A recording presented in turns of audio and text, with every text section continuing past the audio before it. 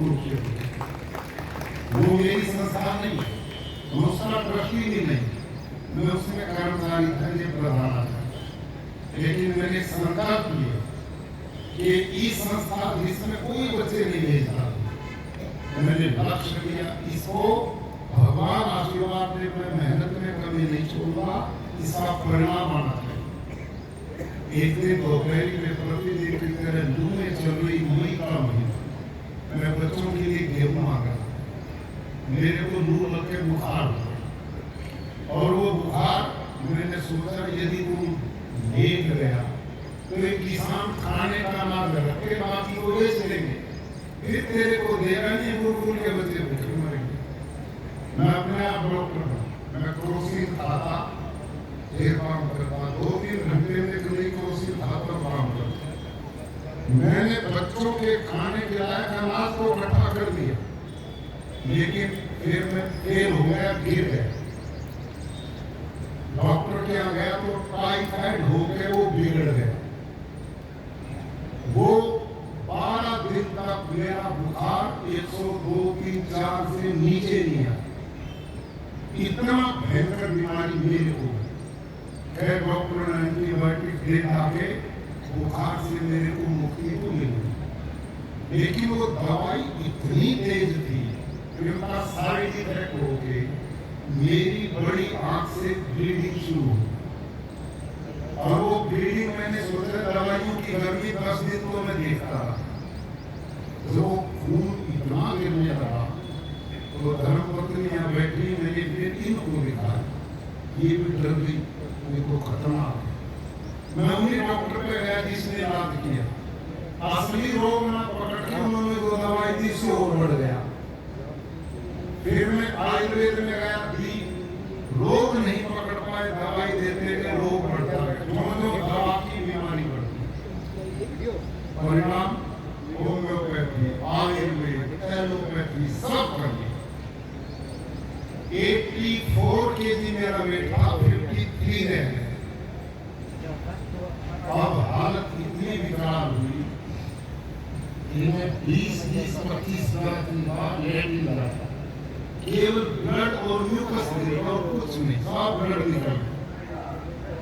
जब देखा अब डॉक्टरों के यहाँ गई, उन दिनों अपोलो घुमा था लेगी फरीदाबाद के रास्ते, वीडियो एंडोस्कोपी की, उन्होंने कहा तुम लेट हो, अब इसमें बचाई कुछ नहीं, आंखें खत्म है, इनको काट के बाहर निकालेंगे, कली लटकाएंगे, छील करके 1-2 साल से ज्यादा जिंदा नहीं रहते। पीजीआई गए, अपोलो गए, एम्स में गए, सब एक ही तरीका बता। तो मैंने सोचा कि भाई गीता में लिखा है शरीर मरण धर्मात्मा मरण, इस ऐसे शरीर को लेकर 2 साल सड़ कर मरने की क्या जरूरत है? जल्दी मृत्यु को बुलाओ, नया शरीर लेकर फिर काम करेंगे।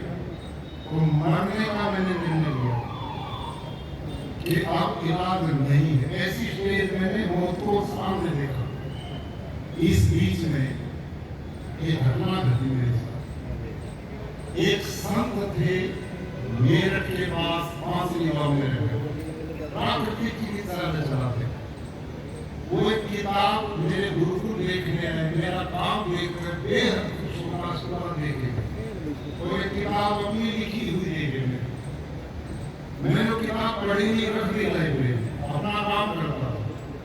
लेकिन जब मैं अंतिम दिन रहा था मृत्यु प्राप्ति के, मेरी एक दिन आंख लगी वैसे, और मेरे को महात्मा जी ने कहा बेटे तू क्यों दुखी हो रहा, तू मेरे पास आ। मेरी आंख खुली तो महात्मा कहा, तो स्वप्न था, लेकिन डूबते को तिनके का सहारा मेरे दिमाग में आई, महात्मा कभी मिला नहीं, इसके बाद आज कैसे आया, और बुरा रहा। मैंने पत्नी को कहा मेरी वो किताब ढूंढो, एक उनकी लिखी पुस्तक है, स्वामी जगदीश्वरानंद महाराज, इन्होंने पूरी बिचारी में करेली लाइब्रेरी वो बुक मिल गई मेरे, उनका एड्रेस लेके वहां पहुंच गया, और उन्होंने लंबा एक काम था, समय भाव उन्होंने 3 महीने मेरे को अपने पास रखा, केवल प्राकृतिक चिकित्सा की। 21 दिन का जब उपवास कराया उस हालत में मैं, और जो बीमार आदमी में होते गंदगी होती है वो मैंने अपनी आंखों से निकल के देखी। 8 से 9 किलो गंद जितने बैठे ना सब लिए बोल रहे, जब वो निकला ब्लड प्योरीफाई हुआ, मेरा जो गला पड़ा सिस्टम हो गया था।